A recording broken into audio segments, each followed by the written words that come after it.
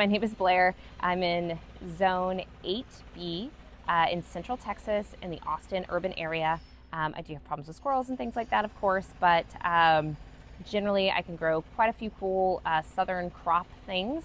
And I just want to show you the progress of them over time.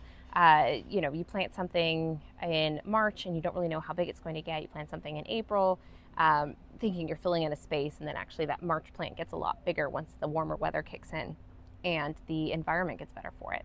So one of the things that I want to show you is an evolution over time of how the garden looks.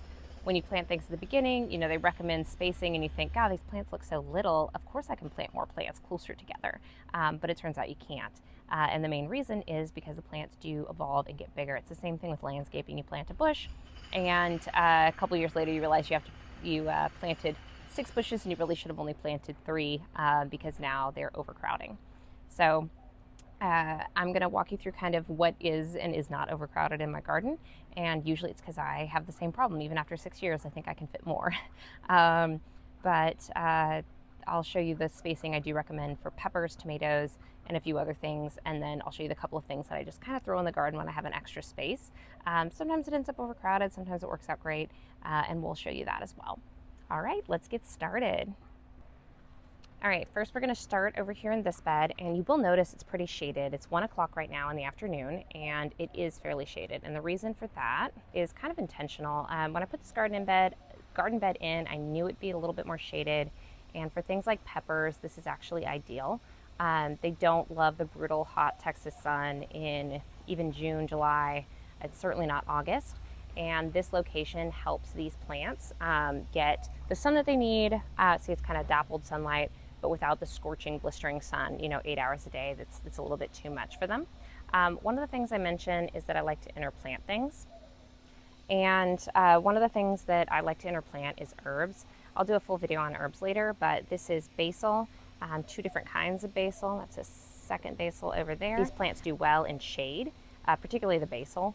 So it's okay if they are in the shade part of the day and shaded out by these larger pepper plants. That'll actually help them in the summer. Basil is another plant that does not love the scorching Texas sun. Celery is another one. This is planted way on the back of the garden over here. This is going to get as much shade as possible, actually, because otherwise it will bolt or not do well, just die in Texas summers. And I'm hoping this location in full shade, or not full shade, but partial shade, will help it out. It'll get some morning sun and things like that. But it really will help it out, and it's already doing pretty well. I mean, you can't quite tell this is celery. Well, you can kind of tell that it's celery yet. So far it looks like parsley, but it'll start to look like celery over time. All right, let's move on to the second bed. Now this is the big change, even today versus this. But this is my tomato trellis. I do a trellis for tomatoes kind of every year. Sometimes I'll use bamboo stakes. This year I've decided to use this hog wire fence. And I basically just installed 2 T-posts. Those are those brown posts you'll see in the middle there. And we just wove it in between the hog fencing and kind of hammered those into the ground and then wove it in between the hog fencing, just lifting up the fencing and kind of weaving it as we dropped it down. And then we attached the tomatoes to it. It's probably recommended that you do this before your tomato plants are huge, but I had some other things in here and had some cover over the garden, which made it hard for the trellising to be in there, and also just hadn't gotten around to it yet. But these are about 4 feet tall on top of the bed. That's going to be a little bit of an issue because these tomato plants are probably going to get to 8 to 10 feet tall because they're indeterminates. I'm not so sure about the tomatillos. I haven't grown those before. They're on the back of the trellis. But the nice thing here is I've got 2 trellises. I'm going to try to keep some airflow in between here. There's a fennel plant in there right now and a basil plant. But I'm going to try to keep the tomato plants mostly to the outside edges and keep some airflow between the 2. I probably should have put the trellises further out on the beds and planted the tomatoes further out, but I was planting carrots. So we'll see. Hopefully it's not too crowded. I've already noticed that the tomatillo plants seem to already be a lot more airy, and so I think we're going to be okay here, and that the tomato plants are going to get enough air because the tomatillos don't take up for too much space. You'll notice I've got definitely some crowding here. This guy right there is a tot soy plant that I'm letting go to seed so I can save the seeds. It's definitely kind of in the way right now, but it'll be fine. It won't be too bad. and then these carrots. These are going to get pulled out as we eat them for dinner over the next week or two, and we'll just be clearing up space around the base of first the major plants here, and then we'll be slowly eating them over time. Of course, I let my daughter harvest them, so you know which ones get harvested are more her pick, but they'll get harvested in plenty of time. There's my owl. In theory, he scares away squirrels and birds, but he doesn't. I think you'd have to move him like every hour or two to make that actually happen. This is my, this bed has a lot of herbs in it, but it also has a lot of onions in it. These onions are doing pretty well. This is one of those places where seeing what something is going to turn into is really cool. These onions started out as little tiny onion slips, and they've gotten really big and just are a totally different profile of plant than when I planted them. So really cool to see the progress there, I think. You'll see how the plants are starting to turn and bend down right there at the stem. That's a sign that the plant is starting to pull all of its energy into its bulb, which means that it's starting to bulb up, and that means that we're going to get an onion, and it's going to get bigger and bigger. As these green stalks start to die and turn brown in a month or so, that's when these onions will be officially ready to harvest. But if I needed one right now, I could absolutely pull one. A couple more tomatoes. These are just kind of showing the progress on them. They're getting much bigger, but not as big as the ones in the other bed. That could be a compost issue. It could also just be the variety. The two on this end were a little bit stunted. I grew them from seed, and they just didn't do as well. And then they will recover, though. I could already tell they're starting to recover. They're starting to come above this second tier here. And then that one over there is a semi-determinate or indeterminate. I can't remember exactly, but I think it had a little bit less sun at the beginning, and so it's just catching up now. This is actually, I haven't talked about this much. This is my blackberry bush. It's doing pretty well this year. You'll see these blackberries are starting to turn. I'll cover blackberries a little bit later, but I think this is actually going to do decently well this year. I kind of cut it back a little bit in moving. I moved that pot from over there to over there, and that caused the blackberries to be a little bit less dense this year, but I think it's going to be good in the long run because it gave this garden a little more space to breathe. Reaching in to grab an onion and then getting pricked by a, I don't know if you can see those thorns there, very thorny blackberry bush was not always my favorite activity, so I'm working on that. These guys I need to harvest again. I've recently learned that sugar snap peas, when they are ready, they're ready, and you have tons and tons of them, and it's all at once. So we've been eating sugar snap peas basically every night for a week or two, and there's still more, and I need to harvest them. And we have some eggplants kind of coming in behind. They seem to be getting enough sun, and I think once it gets warmer here, it's still been a little cooler for Texas spring. Once those get a little warmer, once it gets a little warmer and I pull out these bean plants, those eggplants are going to take off and kind of take over, which is going to be lovely. I also planted some melons in here. I haven't seen the sprouts come up yet, but hopefully those will be up soon, and that might come up the trellis. There's my pepper plant. I did taste these guys, and they did not taste very good. But that may just be that this is like their green stage because they did come in yellow. I'm going to wait for them to mature and change colors and see if their taste improves with time. Otherwise, could be an experiment gone wrong, I guess. All right, let's talk about these tower gardens. My basil is doing fabulous. I love basil in a pot. I can move it around in the summer when it gets really hot, so it doesn't bolt too much. I also, there's a few things I need to pull out of this tower garden, but tower gardens are wonderful for flowers. They look beautiful. The strawberries are doing really well. I haven't gotten a lot of strawberries out of there because the squirrels are getting the strawberries, of course. This guy over here, flowers are doing beautiful. I've got some dill over here. I think it might have gotten hit a little bit, but I've got more dill than a person really needs. I didn't think it was going to work out, so I planted a lot. I need to get these guys in the ground. Of course, I have more purple plants because purple plants are my daughter's favorite, so anything purple, right? This empty looking pot right here is the sweet potatoes I planted to see if I can get some more sweet potato slips. I might actually plant those in this end of this garden bed right here. That would be a good spot for them. I'm going to show you, this is the row cover over my crookneck squash. If you look in here, you'll see there's only female blooms still. There's 2 male blooms that are going to bloom tomorrow, which will be fabulous, and a couple females that will too. So hopefully I can finally pollinate some of these female blooms. But I keep a row cover on here because of vine borers. I just recently learned they're actually a moth, not a beetle, but they're a moth here in Texas, in Austin in particular, that really causes problems. They'll get on your plant and just completely destroy them. I know, was it Black Gumbo gardener, Black Gumbo? Anyway, he has a problem with them too, and he's in Houston, so it may be a general Texas problem. Certainly in the south portion of Texas, or southern portion. This is my eggplants, and these are already starting to take off. I can tell this one over here on the left has already gotten a little bit taller in the last week for sure. I'd have to go look at my video, but I think it's at least a couple inches, and it's starting to flower, not necessarily produce fruit, but that's okay. In a small plant, it's kind of better for it to get bigger and then produce its fruit. There is a little bean plant right there in the center. That is a scarlet runner bean. I only had one left in the package, and so I'm kind of babying it along. I'm having a problem with pill bugs kind of beheading all of my sweet little bean plants before they really take off. So hopefully that guy will be able to survive and go up this little trellis that I have for it. All right, once I get my sweet potato slips ready, and I'll show you the ones that I have in a jar over there, I'll be planting them in this bed with the garlic, and then I'll also be planting them probably in another location. Oh, another fun thing that you can plant in Texas, I haven't really tried this before, so I don't know if it'll survive the winter and the summer or not, but that's lavender, and that's also lavender. And this is more of like a sprawling rosemary. It was really beautiful. Those are hollyhocks. I think they take 2 years to grow, so we'll see how they do next year. But these butterfly bushes back here, this white bush is absolutely fabulous in Austin. If you want to plant something, it'll get pretty big. That is an absolutely wonderful thing to plant. I've seen them in many of my neighbors' yards, and they always seem to do well.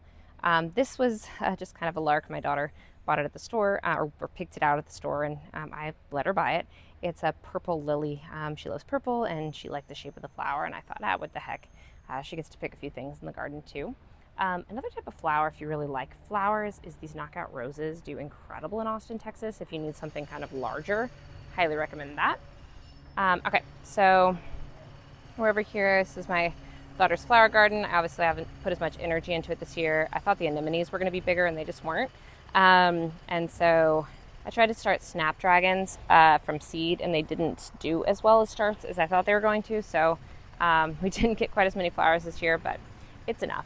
And there's a nostrum here that I'm hoping will kind of take over and look really nice. And I may also plant sweet potatoes in here as well. I'm going to let those lettuces go to seed and collect the seed and save it. But after they're done going to seed, I'll definitely be pulling them out. So this is a garden in the past. I have tried to grow things in and not been terribly successful. So I planted some flowers last fall, and they seem to be doing really well, so I've left them here. But I was talking to a local gardener yesterday, and I think I might actually do asparagus in this bed.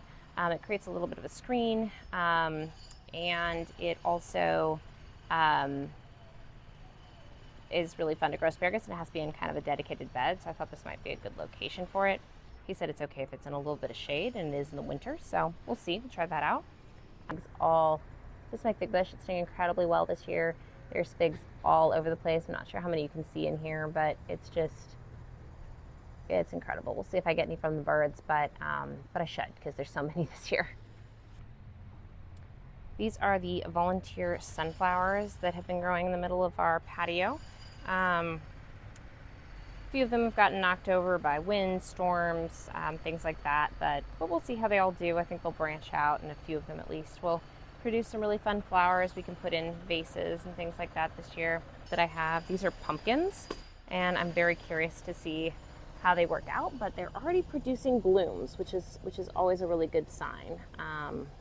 So I see a little bit of pest on that leaf over there, so I'm trying to think what I need to do about that. But these look like all male blooms so far. You don't see any fruit on them, but that's usually actually how squash plants start out. They'll be all male blooms, and then later they'll produce the female blooms. But my plant's producing all female, and the other plant, and now it's producing male. So I think that might just be a crookneck squash thing, not 100% sure. But these guys are doing really well, and I think I'm going to leave them here. They tend to sprawl a little bit, pumpkin plants in general. They're probably planted a little too closely, but they're volunteers. We'll see how they do. If they don't work out, no big deal. I get my yard back. All right, I'm chasing the shade a little bit, but wanted to show you these. These are my sweet potatoes. These were volunteering in my, I think you can see the roots in there. These were volunteering in my pantry. And so I pulled the slips off that were already big. They were actually almost this tall when I pulled them out, and stuck them in some water. And then I'm going to also have the pot behind me that I showed you earlier is going to be another experiment to see if I can also grow slips that way. These potatoes seem to really want to grow slips, so giving a chance to grow a few more. I might give them away if I don't end up using them. Thank you for hanging out with me today. I really enjoy talking about my garden. Honestly, that's why I started this channel, is really to just be able to talk about my garden and stop bugging my friends with all of my thoughts on how to grow this and how to grow that when they're maybe not interested in actually having a garden, or they just think of it as a highly stressful endeavor, possibly. So I love gardening. It's very peaceful for me. It's a hobby. It's not, I don't do it because I desperately think my family needs food. I think if our food system is in trouble, we've got way bigger problems than whether I can grow food in my backyard or not, though it is a cool skill to have. I really enjoy growing. I hate when things die, but I think if you just keep trying. I was talking to somebody yesterday and he said he bought a rosemary plant and it died, and he thinks he's got a brown thumb. He's from a family of farmers. It's like, you don't have a brown thumb. I promise you know more than you possibly think. You just live in Texas now. He used to live in California, and I said, if you if you live in California, like, of course you're gonna have a problem moving to Texas. We have this thing called weather, and we have a lot more pest pressure and all these things, and so it's just a totally different environment. So if you are moving from a place like California, or maybe even a northern place where you have less pest pressure and more it's just the freeze that's the problem, Texas has its own set of problems. The bugs don't die out in the winter. You'll notice that with our mosquitoes and our flies. And also, we have a lot of pests. And so that's garden pests are going to be the same kind of problem as mosquitoes and flies. I don't recommend mosquito spraying your yard. That'll kill all of your beneficial insects, your bees, your everything else as well. It claims it doesn't, but I don't know. I think it probably does. I've noticed even when I use the beneficial pesticide sprays that are technically organic, I still think they harm the beneficials because I have far fewer beneficials. So anyway, that's my 2 cents on the matter. I do have an overly organic garden. It's actually not about being organic and not having pesticides, though that is a nice feature. I don't love pesticides, but the real reason I do it is because I love all the beneficial insects and seeing the balance in nature, and I'm really trying to build up my soil health. And I think if you spray a lot of synthetic fertilizer and a lot of pesticides on the soil, that harms the balance of the soil. And what I'm trying to do here is build over a long period of time a really healthy soil that I don't have to buy lots of synthetic fertilizer and lots of pesticide, because it's already pretty expensive to garden. Adding in all those synthetic things that you have to buy over and over again and keep reapplying every week or two can get really expensive really fast. So that's my main reason. And also, I love all of the ladybugs and bees and things that are in our garden. Worms, love worms. It's a whole other story probably. But anyway, thanks for hanging out with me. I hope you enjoyed. I hope you learned something. I hope that it gives you a little bit of courage to start a garden in Texas. If you've lived through an August to Texas summer, you may think nothing can grow, and I kind of think that's true. I really think we have 2 seasons here in Texas. We have kind of March through June, maybe mid-July. There's a couple things that grow in July and August.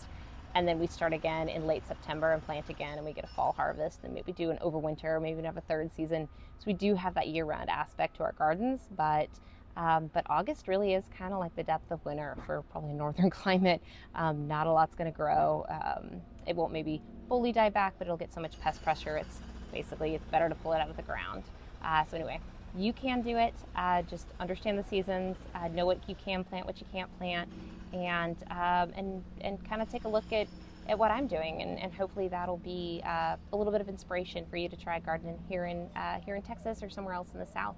I hope you're having a wonderful day, and I'll talk to you soon. Thanks. Bye.